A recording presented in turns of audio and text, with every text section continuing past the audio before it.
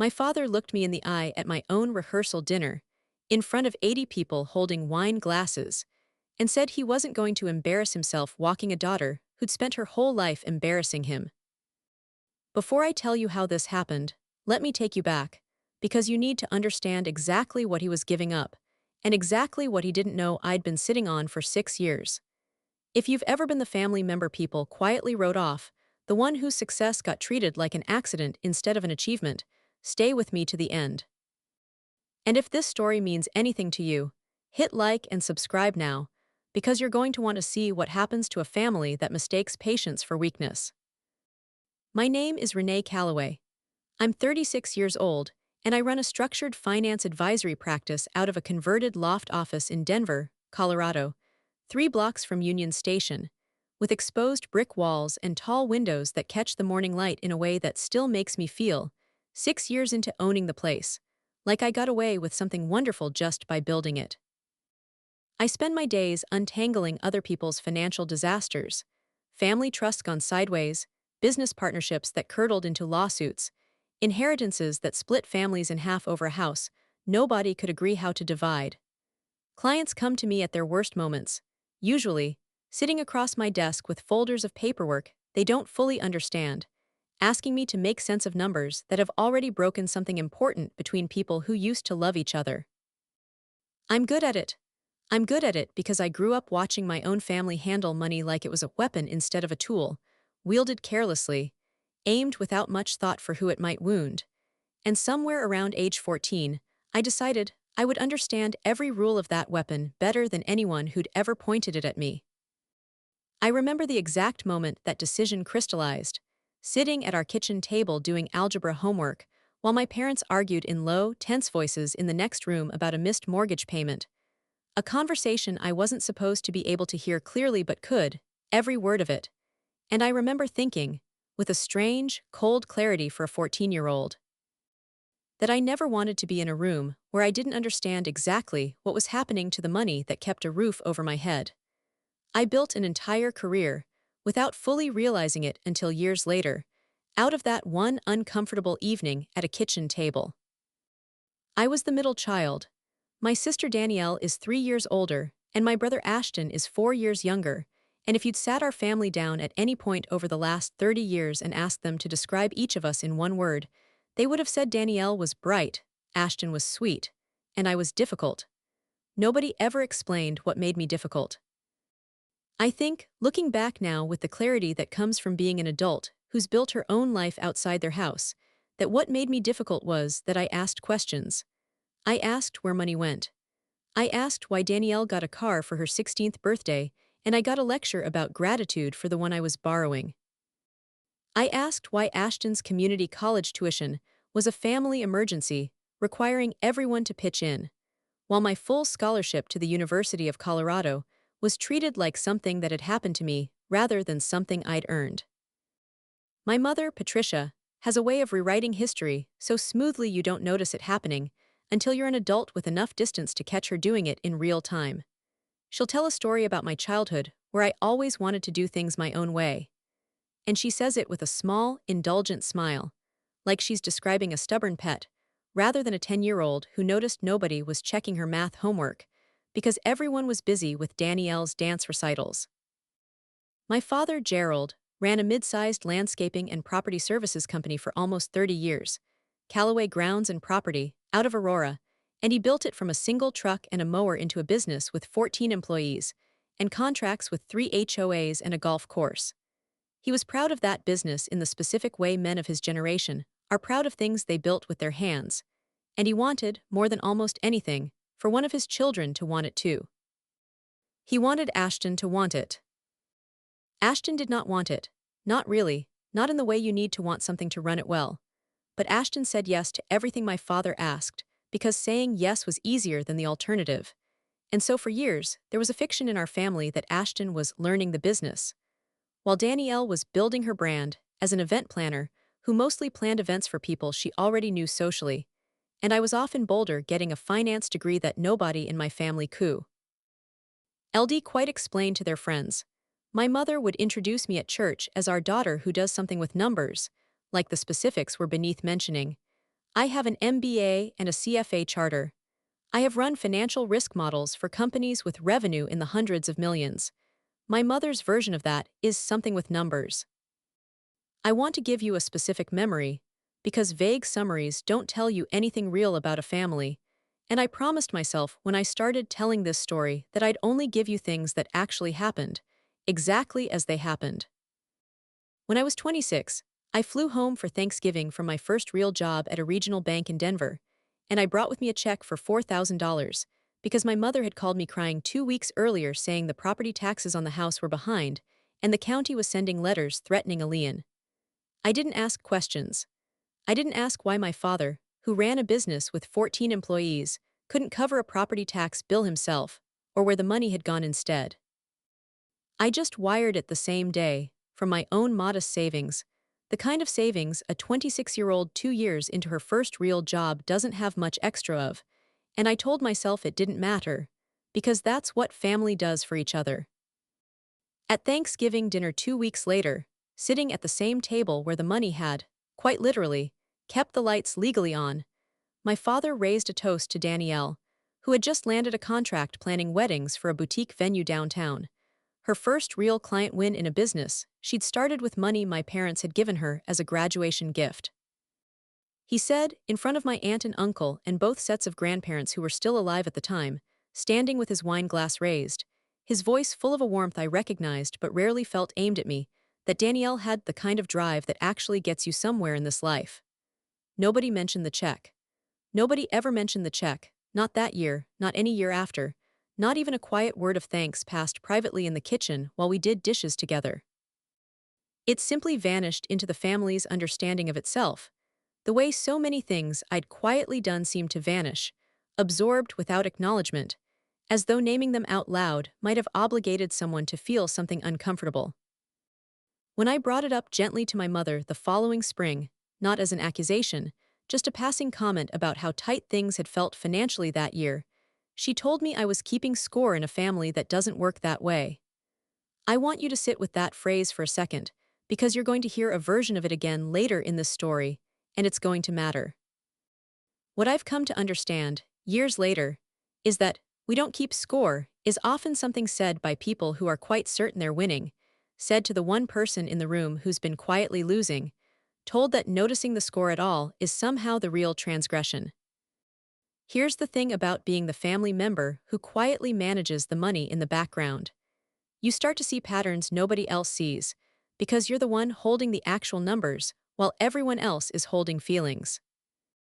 By the time I was 28, I had helped my parents refinance their mortgage twice, co-signed a business line of credit for my father's company during a slow winter that nearly sank Callaway grounds and property, and paid, in total, just under $31,000 toward various family expenses that were never framed as loans and were never repaid. Because in my family, framing something as a loan would have meant acknowledging that I was the one keeping the lights on. And that acknowledgement never came. There's another memory I want to give you, because it's the one that, looking back, probably explains more about my family than any single conversation could. When I was 17, I was accepted early into an accelerated business program at the University of Colorado, the kind of acceptance letter that comes with a partial merit scholarship, and a note from the admissions office calling my application exceptional among a highly competitive pool. I remember bringing that letter home and setting it on the kitchen counter, watching my mother read it while she stirred something on the stove, and watching her set it down after about 10 seconds and say, "That's nice, honey," in the exact tone she used for report cards and dentist appointments, before asking whether I'd seen Danielle's new dance costume hanging in the hallway. My father didn't read the letter at all that week. He found it 11 days later, tucked under a stack of mail, and when he finally asked me about it, his first question wasn't about the program or the scholarship. It was whether the business degree would eventually be useful for the company, meaning Callaway Grounds. And property, meaning a business I had never once expressed interest in running. I want to be fair here, because fairness matters to me, even now, even after everything. My parents were not cruel people in the way you sometimes see in these stories, the kind who raise their voices or lock doors or say unforgivable things in anger. Their particular failure was quieter, and in some ways harder to name, which is exactly why it took me so long to understand it myself. They had built, without ever discussing it out loud, a hierarchy of attention in our house, and that hierarchy ran on charm and visible need. Danielle was charming in a way that filled a room, the kind of charisma that made people want to give her things before she even asked. Ashton was quiet and easily overwhelmed, and my parents' instinct, especially my mother's, was to protect the child who seemed like he needed protecting. I was neither charming in that performative way nor visibly fragile, and so I simply didn't register on whatever internal scale my parents used to decide where their attention went. I was competent, and in my family, competence read as not needing anyone, which is a very different thing from actually not needing anyone, though it took me until my late 20s to understand the difference myself. I remember my grandmother on my mother's side, a sharp, observant woman named Josephine who died when I was 22, pulling me aside at a 4th of July barbecue when I was maybe 15, and saying, apropos of nothing, that she'd noticed I was the one who cleared plates without being asked, who noticed when the ice was low, who remembered everyone's allergies before anyone else did. And she said, in a voice I didn't fully understand until years later, "You take care of people who don't know how to take care of you back, and one day you're going to have to decide if that's a life you actually want." I didn't understand what she meant at 15. I understood it completely by the time I was standing on that sidewalk outside the restaurant on Larimer Street, in a bridesmaid's dress that wasn't mine because it was the night before my own wedding, listening to string lights hum against the cold October air. If you're watching this and you've ever quietly kept a family afloat while they told a story about themselves that didn't include you, type, "I see you" in the comments, because I want you to know this story is for you specifically. Now let me tell you about the leverage, because this is the part of the story that changes everything, and I need you to understand it clearly before we get to the wedding, because it's going to be the difference between a woman standing alone at her own reception and a woman who never needed anyone's permission in the first place. My grandfather on my father's side, a quiet, sharp-eyed man named Walter Calloway, started the landscaping business back in 1974 with a single truck he bought used from a nursery that was closing down. He ran it for 22 years before handing it to my father, and even after he handed it over, Walter kept a piece of the company, a 20% ownership stake he never fully transferred, tucked inside a family trust his own lawyer set up, a trust that most of the family barely remembered existed by the time I was an adult, a piece of paperwork mentioned once at his funeral reception and then never again. Walter died when I was 29, in late February, after a short, hard decline that none of us were as prepared for as we thought we'd be. I was named, quietly, without ceremony, without any family meeting or announcement, as successor trustee of that trust, the person responsible for managing that 20% stake in my father's own company on behalf of the family, until it either got distributed or the business changed hands. I found out I'd been named trustee the way you find out most important things in families like mine, sideways, through paperwork, at a lawyer's office in Aurora on a Tuesday afternoon in March, 6 years before the wedding I'm about to tell you about. The office was small and unglamorous, wood-paneled, with a window unit air conditioner rattling faintly even though it was barely 60 degrees outside, and I remember sitting in a stiff leather chair across from a desk stacked with case files, expecting a short, procedural meeting. Walter's estate attorney, a careful, silver-haired man named Douglas Merrick, who had drafted the original trust documents back in 1996, called me in for what I thought was a routine reading of my grandfather's will, the kind of meeting my father had already gone to for the general estate matters 2 weeks earlier. Instead, Douglas waited until the office door was closed, folded his hands on the desk, and told me there was a separate matter Walter had asked him to handle privately, just with me. He slid a folder across the table, worn at the corners the way documents get worn when they've been reviewed and refill.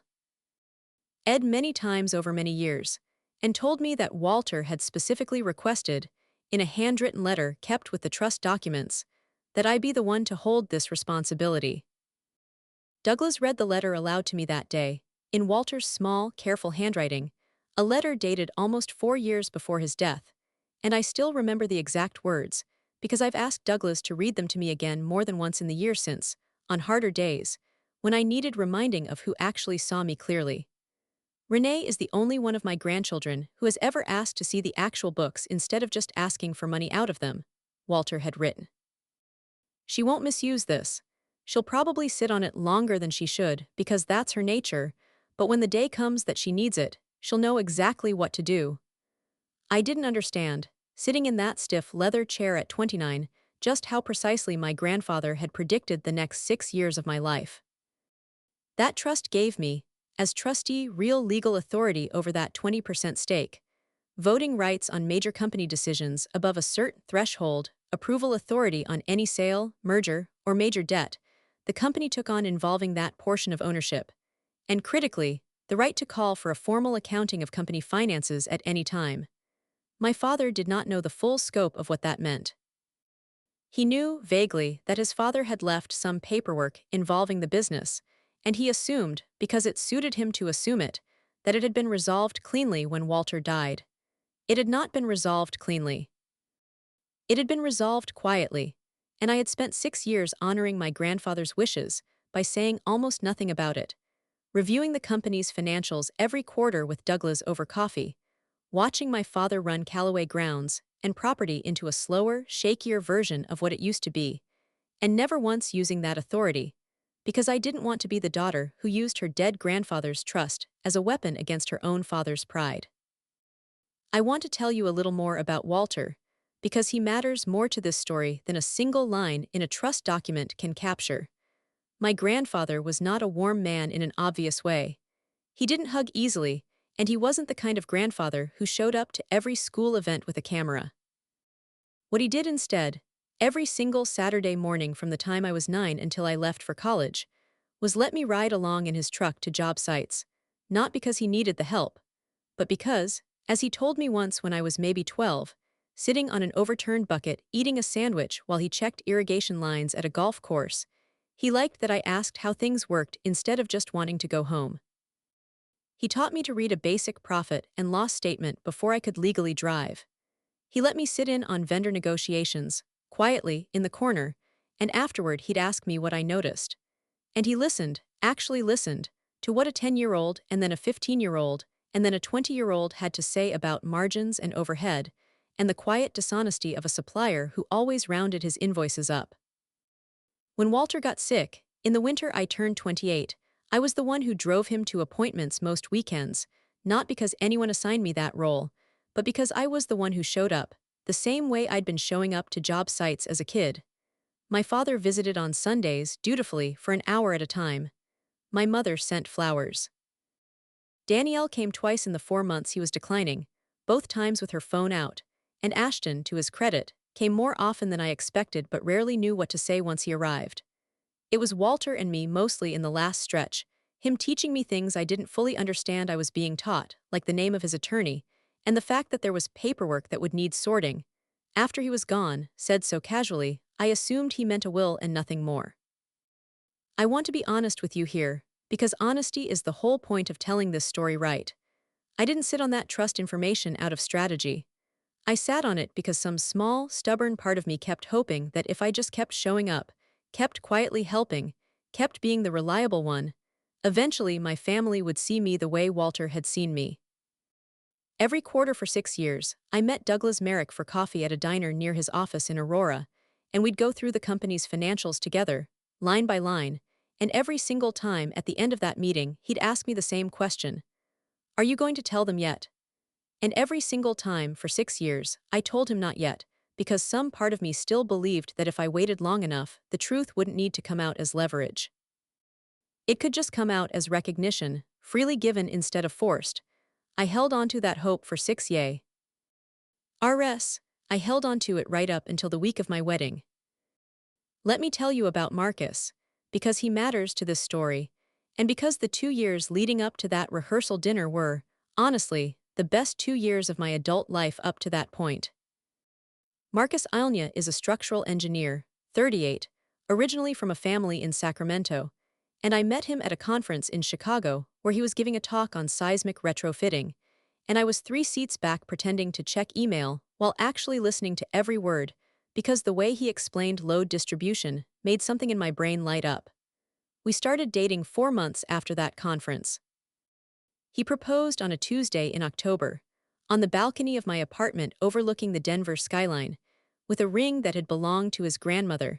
And when I called my mother that night to tell her, she asked, before congratulating me, whether Marcus had a stable job, as though the man had described himself as a street performer instead of a licensed structural engineer with his own firm. The wedding planning itself is where the cracks that had always existed in my family started to show clearly enough that even I, someone who'd spent a lifetime making excuses for them, couldn't look away anymore. Danielle, my sister the event planner, offered to help coordinate, and within 3 weeks had inserted herself into every vendor conversation, had suggested more than once that the wedding might be more elegant at a venue she had a personal relationship with, a venue that happened to pay her a referral fee, and had, at one particularly memorable family dinner, suggested that maybe I should consider having a smaller, more tasteful guest list, since apparently my side of the wedding, meaning my friends and Marcus's family, was going to outnumber and overshadow our actual family. I should back up slightly and tell you about the dinner where our two families first met, because it set a tone that, looking back, should have warned me more clearly than it did. Marcus's parents, Elena and Tomas, flew in from Sacramento for a long weekend, specifically to meet my side of the family, and I'd chosen a nice Italian restaurant in Cherry Creek, hoping the neutral, pleasant setting might smooth over whatever awkwardness came from two families meeting for the first time. Elena and Tomas were warm from the moment they walked in, the kind of warmth that fills a room without demanding anything back, asking genuine questions about my parents' lives, about the landscaping business, about Danielle's event planning and Ashton's role at the company, taking a real interest in each of them individually. My mother enjoyed the attention, visibly, in the particular way she enjoys being the center of a conversation, and for about 40 minutes, the dinner felt almost easy. It was over the entree that things shifted, when Tomas, trying to be kind, asked my father what it had been like watching me build my own advisory practice from the ground up, and my father paused for a moment, fork halfway to his mouth, before saying, with a small laugh that was meant to sound self-deprecating and mostly succeeded in sounding dismissive, that he honestly wasn't sure he fully understood what I did, that it had always been Renee's own thing. Said in a tone that made independence sound less like a strength and more like a slightly baffling personality trait he'd simply learned to stop asking about. I remember Marcus's hand finding my knee under the table, a small, steadying pressure, and I remember smiling through it the way I'd learned to smile through it my whole life, while a small, familiar ache settled somewhere behind my ribs. Elena, to her credit, picked up the conversation seamlessly and asked me 3 thoughtful follow-up questions about my work in the space of the next 2 minutes, and I loved her a little for it, instantly and permanently, in the way you sometimes love people who simply do, without effort, the thing your own family never learned how to do. My mother's contribution to wedding planning was mostly a series of comments about my dress, that it was very simple for someone in your position, a phrase that told you everything about how she saw the wedding, not as a celebration of my relationship, but as a performance of status she wanted controlled and curated to reflect well on her. I remember the dress shopping trip specifically, because it's a small, almost silly memory that ended up meaning a great deal to me later. I'd chosen a bridal shop in Cherry Creek, and I'd brought my mother, Danielle, and my 2 closest friends from business school, Priya and Sam, and the dress I fell in love with was clean and simple, ivory silk with almost no embellishment, the kind of dress that photographs beautifully because it doesn't fight for attention. My mother's first comment, before I'd even stepped fully out of the fitting room, was that it looked like something I'd wear to a nice dinner, not a wedding, and she suggested twice that I try on a much more elaborate gown Danielle had already pulled off the rack for me without asking, heavy with beading, the kind of dress that would have looked wonderful on someone who wanted to be the center of a very different kind of attention than I did. I bought the simple dress anyway, quietly, on a different day, without telling my mother until it had already been altered and hung in my closet, because I didn't have the energy left to defend a decision that should never have needed defending in the first place. My father said almost nothing about the wedding at all for months. He asked about the guest list once, to confirm how many of his golf friends could be invited, and when Marcus's parents flew in from California to meet my family for the first time, My father spent most of the dinner asking Marcus's father about his own business, instead of asking Marcus a single question about me. There's one more piece of context I want to give you before we get to the rehearsal dinner itself, because I think it matters for understanding just how sharp the contrast felt that night between the family I was born into and the family I'd built for myself by the time I was 36. 3 weeks before the wedding, Priya and Sam organized a bachelorette weekend in Santa Fe. Just the two of them, me, and four other close friends from business school and my early years at the bank. Women I'd known for over a decade. Women who'd watched me build my career from an entry-level analyst desk to running my own advisory practice. We spent 2 days hiking and eating too much green chili and sitting on a rented casita's back patio under a sky so full of stars, you almost forgot what a real sky was supposed to look like from inside a city. On the second night, Sam stood up with a glass of wine and gave a toast, unprompted, and she talked about the first time she'd met me in a graduate seminar on corporate valuation, when I'd corrected our professor's model in front of the whole class, calmly with the actual numbers, not to embarrass him, but because getting it right mattered more to me than looking agreeable. She said that was the thing she'd always admired most about me, that I never confused being liked with being honest, and that anyone lucky enough to have me on their side for the long haul was luckier than they probably realized. I remember sitting there, surrounded by women who'd chosen to know me deeply over the better part of a decade, thinking about how different that felt from the family currently planning to gather in a restaurant on Larimer Street in 3 weeks, a family that had known me for 36 years and somehow knew me less. I don't tell you this to compare people unkindly, because I don't think that's fair, and I don't think family and friendship should be graded on the same scale.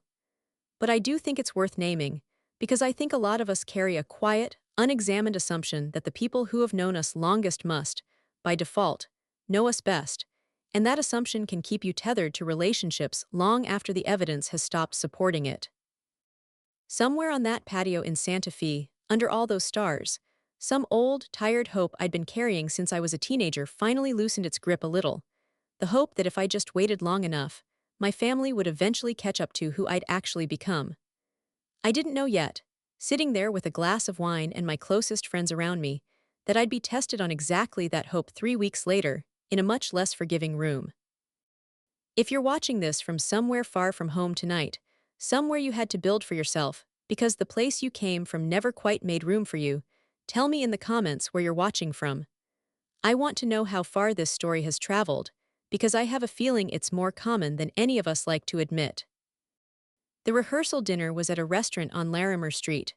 a warm, low-lit place with exposed brick and string lights that Marcus and I had chosen because it felt like us, unfussy, warm, a little bit unpolished in the best way.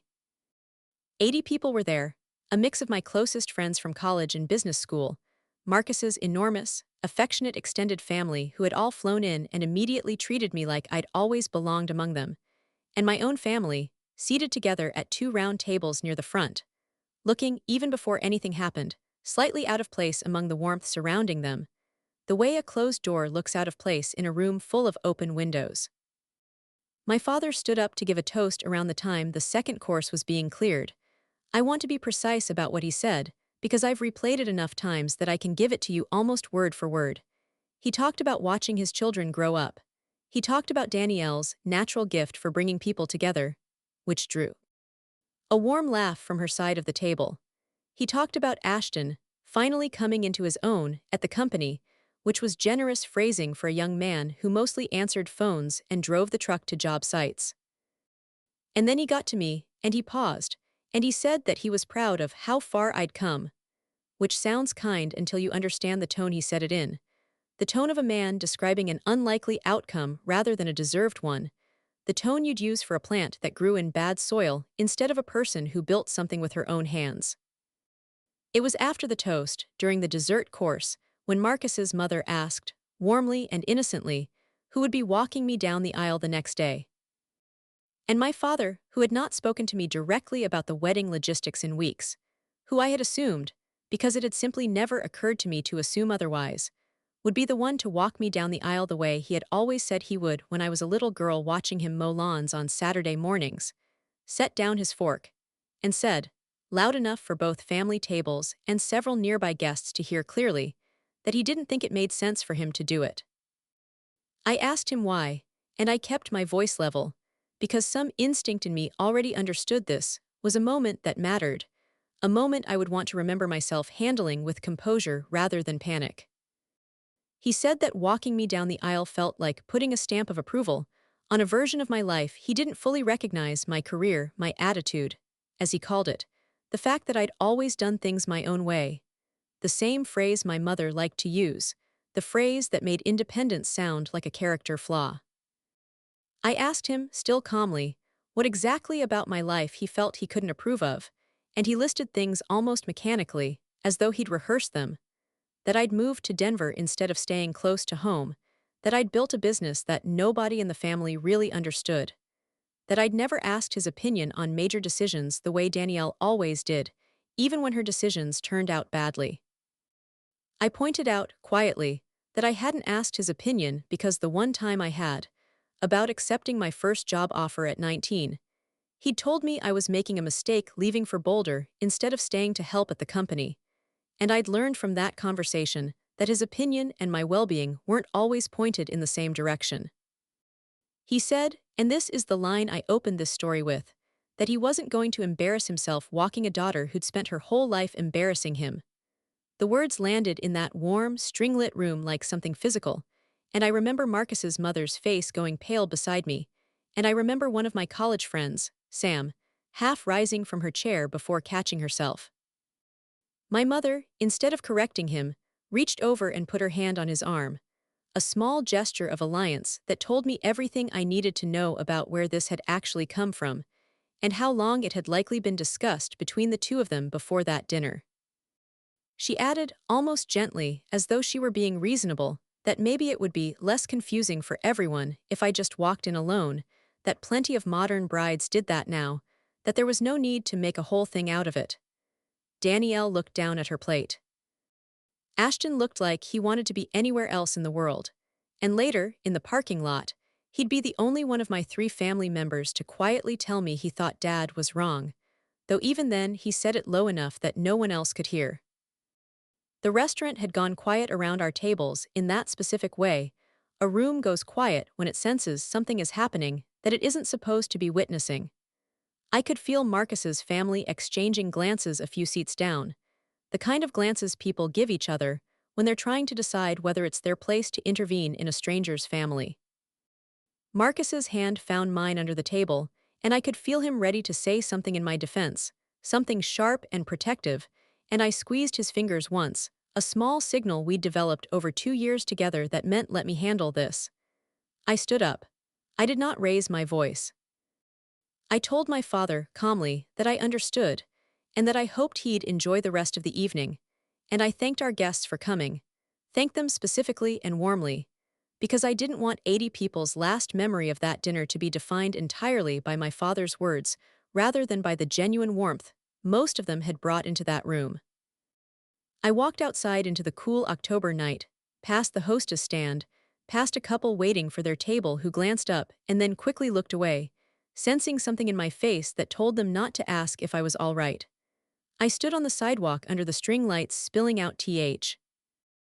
rough the restaurant windows, and for a moment, I just watched the shapes of people moving inside through the glass, blurred and warm, like watching a life that belonged to someone else. I let myself feel, for exactly as long as it took to breathe in and out 4 times, a technique a therapist had taught me years earlier for moments exactly like this one, the full weight of being 29 years old again in that lawyer's office, holding a folder my grandfather had left me because he was the only person in my family who had ever actually seen me clearly. I thought about Walter's handwriting on the letter Douglas had read aloud that day. I thought about the word difficult, and how many times I'd let it define the shape of my own self-worth without ever once questioning whether the people using it against me had earned the right to. Marcus found me on that sidewalk about 90 seconds later, having made some quiet excuse to his parents, and he didn't say anything at first.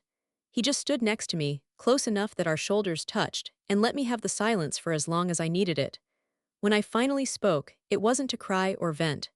It was to say, almost to myself as much as to him, I know exactly what I'm going to do. He looked at me carefully, the way he does when he's trying to read whether I need comfort or space, and he asked what that meant. And I told him I needed to make one phone call, and that I needed him to trust me for the next 12 hours without asking too many questions, and he said, without hesitation, that he always would. And then I called Douglas Merrick.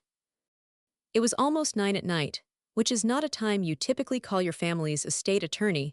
but Douglas had told me years earlier, the day he handed me that folder, that if I ever needed him urgently regarding the trust, I should call regardless of the hour, because Walter had asked him to make that promise. Douglas answered on the third ring. I told him what had happened, evenly, without embellishment, and I told him what I wanted to do, which was not revenge, and I want to be very clear about that with you now, because it would have been easy, sitting on that sidewalk with humiliation still hot in my chest, to want something ugly. What I wanted was simpler and, I think, more honest. I wanted my family, for the first time in my adult life, to see the full and accurate picture of who had actually been holding things together, instead of the picture they'd constructed to make themselves comfortable. If any part of this story feels familiar to you, the family member who quietly holds more than anyone gives them credit for go ahead and subscribe now, because the next part is the part I know you're waiting for. My wedding was the next afternoon at 11, at a restored barn venue outside Boulder, with the mountains sitting blue and enormous behind the arbor where Marcus would be waiting. I had exactly one night to decide who would walk me down the aisle, and I didn't spend that night crying, though I want to be honest and tell you I allowed myself 20 minutes of it in the car on the way back to my apartment, because I think pretending a moment like that doesn't hurt does a disservice to anyone listening who's been through something similar. What I did after those 20 minutes was call Douglas Merrick's wife, Eleanor, and ask her a strange question, whether Douglas would consider walking me down the aisle himself. I should tell you more about who Douglas actually was to me by that point, because a stranger walking a bride down the aisle sounds odd until you understand the relationship underneath it. Douglas had been Walter's attorney for over 30 years, and after Walter died, he had become, almost without either of us naming it, something like the steady, present, unconditionally supportive father figure I had never quite had in my own house. He'd taken me to lunch every quarter for 6 years, not because the trust required it, but because he said Walter would have wanted someone checking in on me, making sure the responsibility he'd handed me wasn't crushing me. He'd shown up, unprompted, to the small dinner Marcus, and I threw when we got engaged. He was 71 years old, silver-haired, precise in his speech, the kind of man who still wore a tie to Saturday errands, and when I called Eleanor that night and asked if he might consider it, she laughed warmly and said, "Renee, he's been hoping you'd ask since the day you called him about the invitation." Douglas arrived at the bridal suite that morning almost an hour before I needed him, in a charcoal suit he'd apparently had altered that same week, just in case. He told me later, smiling, because a man likes to be prepared. Eleanor had helped him pick out a pale gray tie that morning, she told me, one that wouldn't compete with the wedding colors, a small, careful courtesy that told me everything about how seriously the two of them had taken a request I made less than 12 hours earlier in a moment of near-total collapse.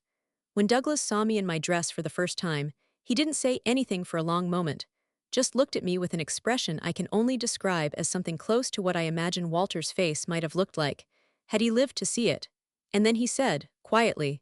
"Walter would have walked through fire to be the one doing this today. I'm just glad I get to stand in for him." I had to sit very still for a minute after that, careful not to disturb my makeup, and Priya, doing my final touch-ups, pretended very kindly not to notice. The aisle ran down the center of that restored barn, sunlight cutting gold through the high windows, dust motes drifting visible in the light the way they only seem to in old wooden buildings, 70 or so guests standing as the music started. The barn itself had been in Marcus's mind since the very first venue tour, a restored 1920s structure with the original wooden beams left exposed overhead and enormous sliding doors, thrown open on either side, to let the September light and the smell of the surrounding fields drift through the whole space. And I remember thinking, waiting behind those doors with my bouquet trembling slightly in my hands, that it was exactly the kind of place Walter would have appreciated. Unpretentious and solidly built, the kind of structure that had clearly been made to last by people who cared about doing the work right the first time. My father sat in the front row on the family side, in the seat reserved for him, and I remember, in the half-second before the doors opened, wondering whether he'd stand when the processional began, the way fathers usually do out of instinct even when they're not the ones walking the aisle. He did stand. I'll give him that. He stood and he watched a man who was not his father walk his daughter toward the man she loved, and I did not look at my father as I walked, not out of spite, but because I genuinely didn't need to. I looked at Marcus, standing at the arbor in a navy suit with his eyes already wet, his hands clasped in front of him the way they do when he's trying to hold himself together, and I thought, with a clarity I remember precisely, step by step down that aisle, that I had never in my life felt less like the difficult daughter and more like exactly who I was supposed to become. Douglas's arm was steady under my hand the entire way, the same steadiness he'd offered me for 6 years across diner coffee cups and quarterly reviews, and when he handed me off to Marcus at the end of the aisle, he pressed my hand once, briefly, and whispered, "He'd be so proud of you," before taking his seat beside Alina.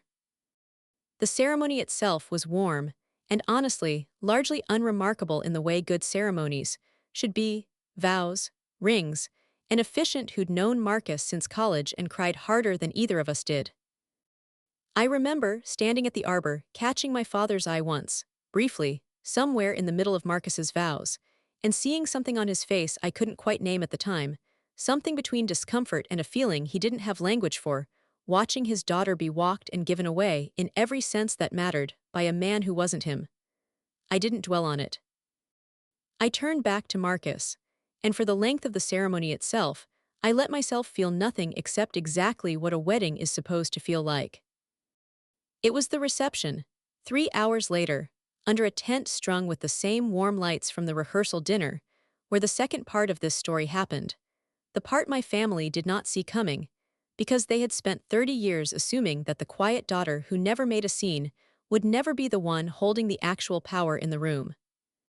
I want you to imagine this scene clearly, because I've thought about how to describe it fairly, without cruelty, because cruelty was never the point of what I did. My father found me near the edge of the dance floor after dinner, drink in hand, clearly having spent the day working up to an apology or something adjacent to one. He'd changed out of his ceremony suit jacket by then, sleeves rolled, tie loosened, and I remember thinking he looked smaller somehow than he had the night before, less certain of himself, the way people often look after they've had a full day to sit with the weight of something they said in the heat of a moment. He said, somewhat stiffly, that he hoped there weren't hard feelings, that he'd said some things the night before that maybe came out wrong, phrasing it, even then, in a way that put the responsibility on how the words had come out, rather than on the fact that he'd meant them enough to say them in front of 80 people. I told him there weren't hard feelings, and I meant it, in the sense that I had already made peace, in that 20 minutes in the car, with who my father was and who he was likely always going to be. I wasn't in tea. Rested in extracting an apology from him on the dance floor of my own wedding, in front of guests, still swaying to the band a few yards away. But I also told him there was something he needed to know, something I'd been holding onto out of respect for Grandpa Walter's wishes for 6 long years, and that I thought, given everything that had happened over the last 24 hours, it was finally time he understood the full shape of his own company's ownership, the shape it had quietly held since the week his own father died. I watched his face shift as I said it, confusion first, then something more wary, the particular wariness of a man who senses, correctly, that the ground under him is not as solid as he'd assumed. I asked Douglas, who had stayed for the reception at my invitation, to join us, along with my mother, Danielle, and Ashton, in the small side room the venue used for the bridal party, and I want to tell you honestly that I felt no triumph walking into that room, only a kind of tired clarity, the feeling of finally setting down something heavy you've been carrying so long your shoulders have forgotten what it's like to be without it. Douglas laid it out plainly, the way he lays everything out, with documents rather than accusations.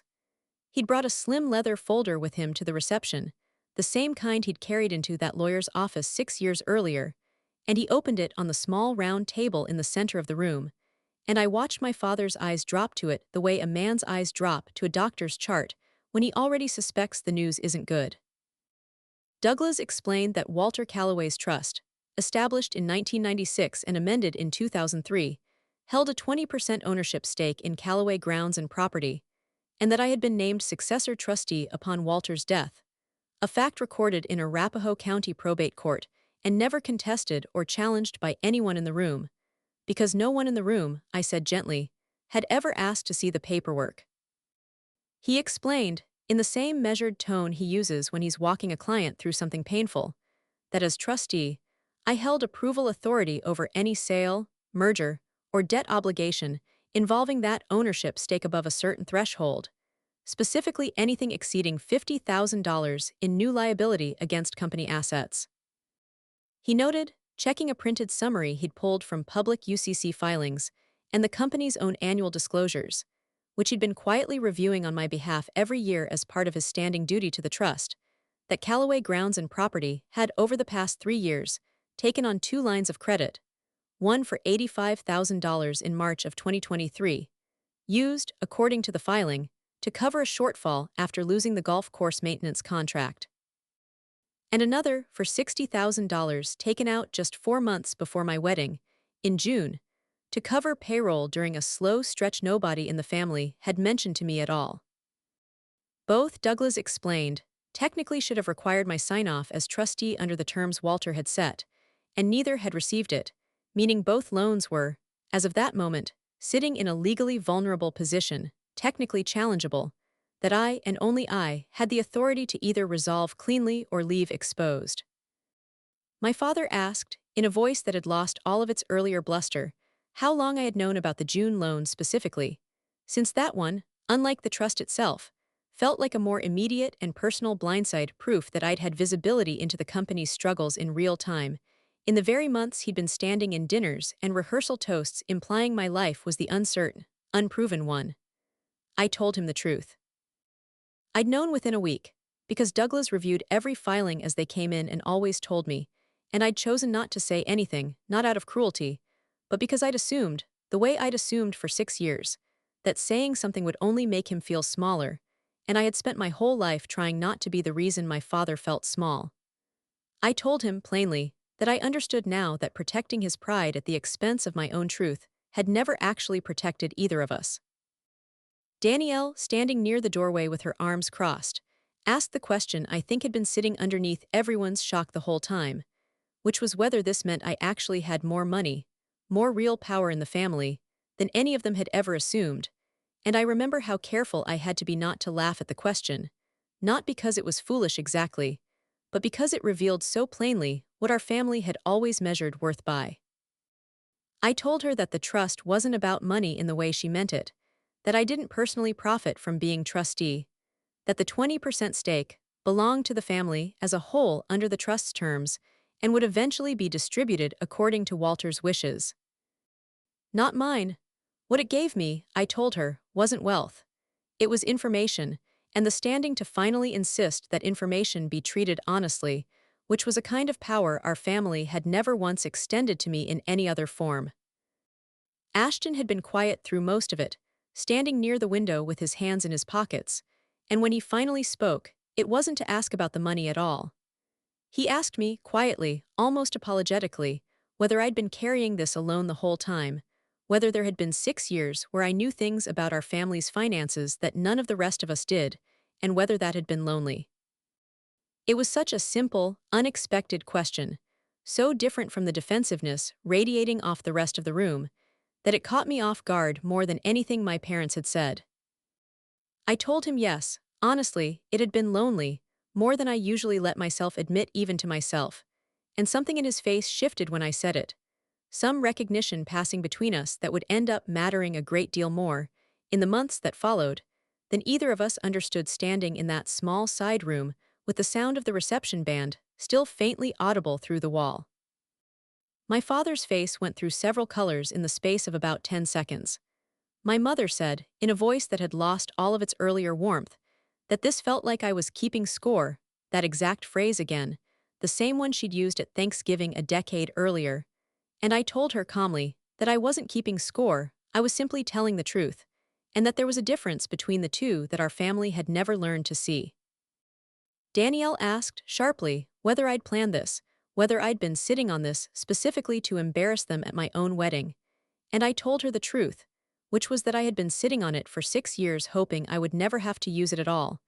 and that the timing was entirely my father's doing, not mine, since it was his choice to humiliate me publicly the night before in front of 80 guests. That made me finally understand that quiet loyalty had never once been reciprocated in this family, and never would be unless something changed. I told them in that room exactly what I intended to do, and I want to walk you through it precisely, with the same numbers and dates I gave them, because specificity is what makes a moment like this real instead of vague. I told my father I would not use my trustee authority to block the 2 lines of credit retroactively, because doing so would likely bankrupt the business and put 14 employees out of work through no fault of their own,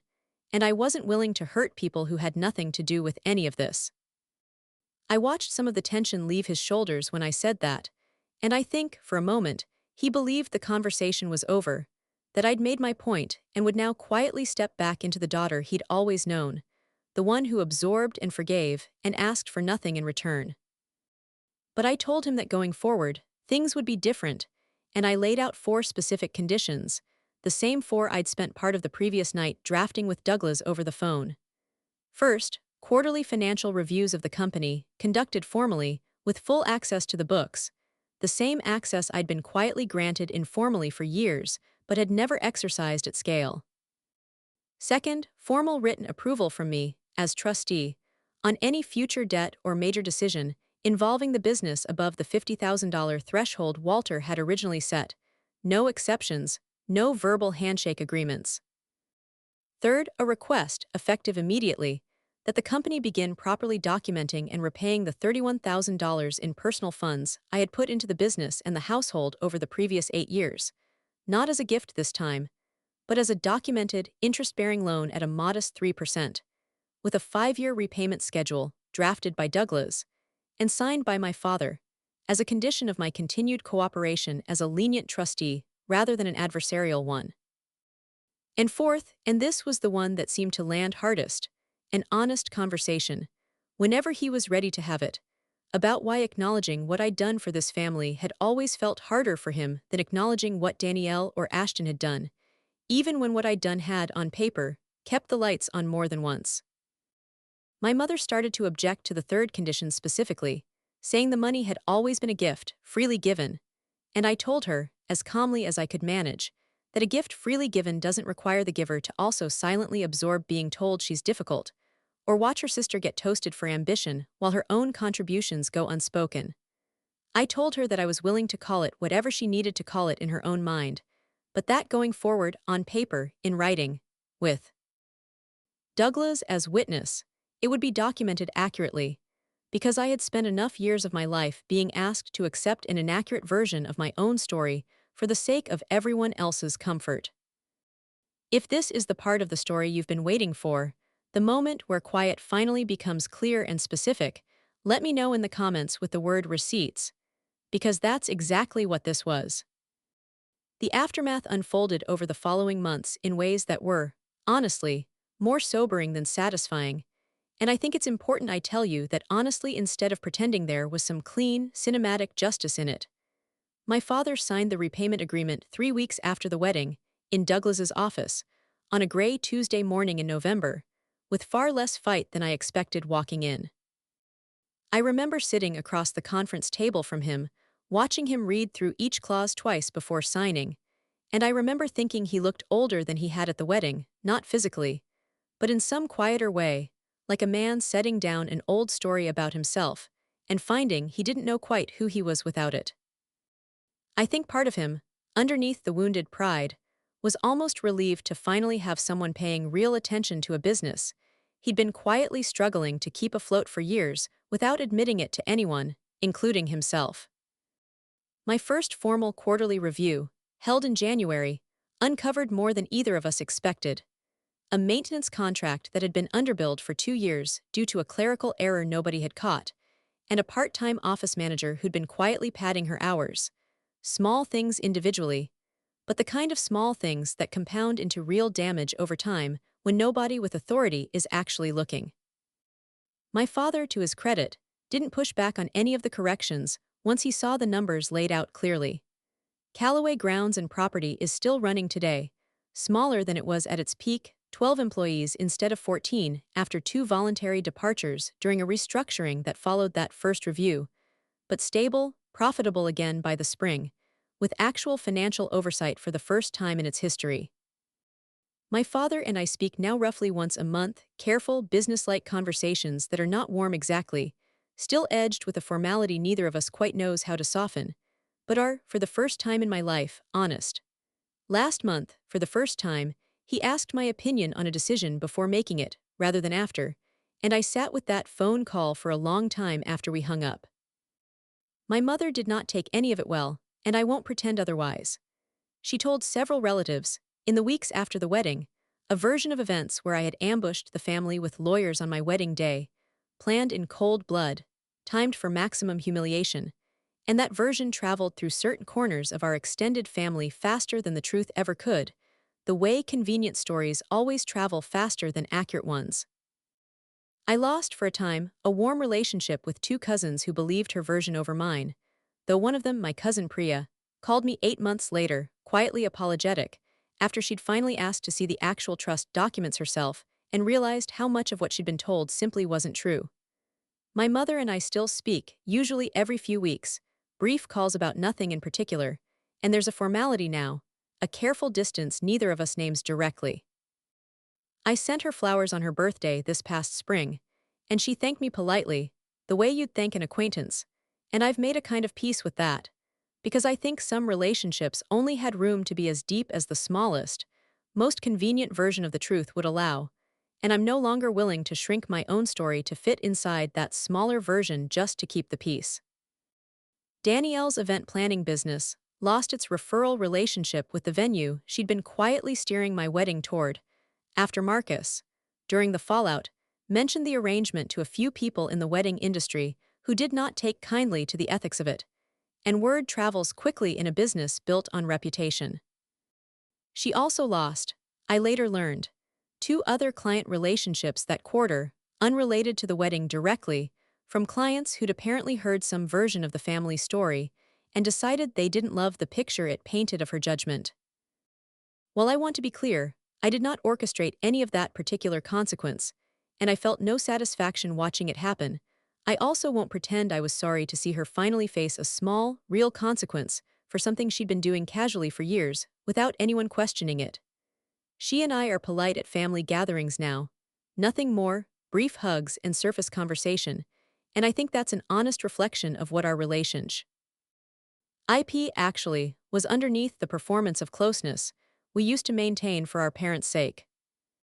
Ashton, of all of them, is the one who reached out most sincerely, about 2 months after the wedding, over coffee near my office downtown on a Saturday morning when the streets were still quiet. He told me, in a halting, uncertain way that I recognized because I used to talk that way myself around our parents, that he'd always known something was unfair about how the family treated me, and that he'd never had the courage to say so out loud, because doing so would have meant losing whatever fragile favor he'd built with our father,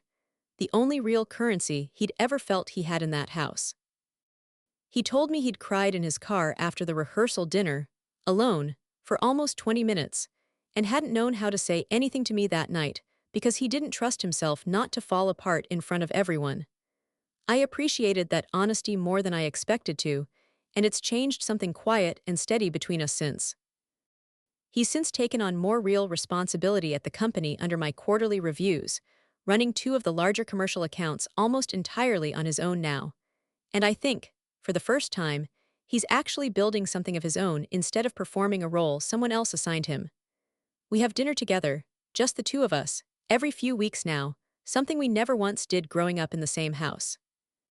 Marcus, through all of it, was exactly who I married him for, being steady, unshaken, never once suggesting I'd overreacted or should let it go for the sake of peace. I remember, maybe a week after the wedding, sitting on our couch in the apartment we just started sharing full time, half unpacked boxes still stacked against the wall, and asking him quietly whether he thought I'd handled it wrong, whether there had been some gentler way to do what I did. He didn't answer right away, which is one of the things I love most about how his mind works, the way he actually thinks before he speaks instead of rushing to comfort me with something easy. He said that gentleness only works as a strategy when the other person is willing to meet you in it, and that I'd spent 30 years being gentle with people who'd never once been gentle back, and that what I'd done wasn't the opposite of gentleness. It was just honesty finally given the same weight as everyone else's feelings had always been given in that house. I think about that conversation often. Douglas, the man who walked me down the aisle in a suit he'd altered on the chance I'd ask, still takes me to lunch every quarter, though now our conversations are less about protecting a trust and more about simply catching up.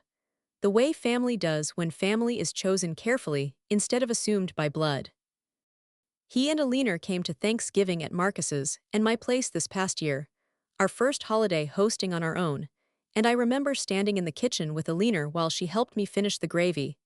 And she told me, without my asking, that Walter used to talk about me constantly in his last few years. Always with a kind of quiet pride, he apparently never quite knew how to say directly to my face. The way some men of his generation simply didn't have the language for saying such things out loud, only the instinct to act on them when it mattered. I hadn't known that before. I sat with it for a long time after everyone left that night, standing at the sink with my hands still damp, thinking about a grandfather who'd shown me exactly who I was decades before I had the words for it myself, in a truck cab on Saturday mornings, over sandwiches and irrigation lines, and a decade of quiet attention nobody else in my family ever thought to give me. I invited my parents to that Thanksgiving too, the first major holiday after the wedding, and I want to tell you honestly that it was awkward in places, stiff in the way new arrangements often are before they've had time to settle into something more natural. My father brought a bottle of wine and, unprompted, a card, which he handed me privately in the kitchen before dinner. A short, carefully worded note that didn't quite apologize outright, but came closer to acknowledgement than anything he'd managed in 36 years. It said, among other things, that he'd been thinking a lot about what embarrassing had actually meant when he said it that night, and that he suspected, on reflection, it had less to do with me and more to do with a version of fatherhood he'd never fully lived up to and didn't know how to admit. I don't know if that qualifies as an apology in the way I might have wanted one, years ago, before I understood that some people only ever get partway there. But it was something, and I've learned, slowly, to let something be enough when it's honestly offered, rather than holding out for a perfect version of an apology that may never come. I think about that rehearsal dinner sometimes, he moment my father set down his fork and decided, out loud, in front of 80 people, that walking me down the aisle would somehow embarrass him. I've come to believe that dignity was never something I needed him to hand me at the end of an aisle. It was something I'd been building quietly, for years, in ledgers and trust documents, and $31,000 of unspoken help, long before I ever understood I'd need it as armor. The people who love you best rarely need proof of what you're worth.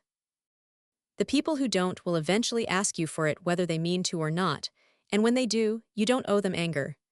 You owe yourself the truth, told calmly, with the numbers to back it up. I think, too, about something Walter used to say to me on those Saturday mornings, sitting in the passenger seat of his truck with a sandwich in my lap and irrigation maps spread across the dashboard. He used to say that the strongest thing a business could have wasn't its biggest client or its flashiest equipment. It was an accurate set of books, because you cannot fix what you refuse to measure honestly. I didn't understand, at 11 or 12, that he was teaching me something about more than landscaping contracts. It took me until I was standing in a side room at my own wedding reception, laying out numbers and dates for a family that had spent 30 years refusing to measure me honestly, to understand that he'd been preparing me, quietly, patiently, for exactly that moment, long before either of us had any idea it was coming. I don't know if my family will ever fully become the family I once hoped they'd be. I've stopped organizing my life around that particular hope, and I want to say clearly, for anyone listening who's still holding a version of that same hope for their own family, that letting go of it doesn't mean giving up on the people involved.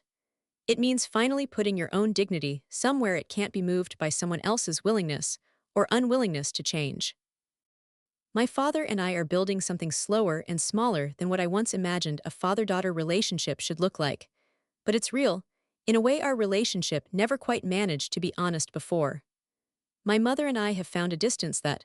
while not what I would have chosen at 20, feels at least like an accurate reflection of what we actually are to each other, rather than a performance neither of us fully believed.